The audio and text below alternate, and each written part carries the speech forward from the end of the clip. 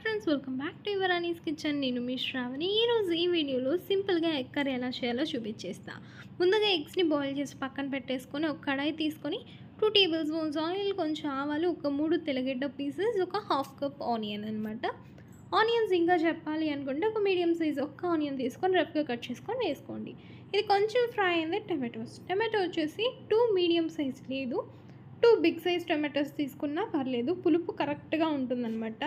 Next ధనియా powder, chilli powder 1 tablespoon, పసుపు పొడి కొంచెం, రుచికి తగినంత సాల్ట్, రాళ్ళు ఉప్పు అయితే ఒక 1 టేబుల్ స్పూన్ వరకు తీసుకోండి. ఓకేనా?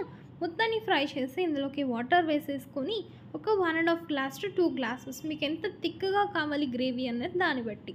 నెక్స్ట్ బాయిల్ చేసుకున్నటువంటి ఎగ్స్ పొట్టు తీసేసి ఇందులోకి వేసేసుకొని మిక్స్ చేసేసుకుంటే అంతే అండి.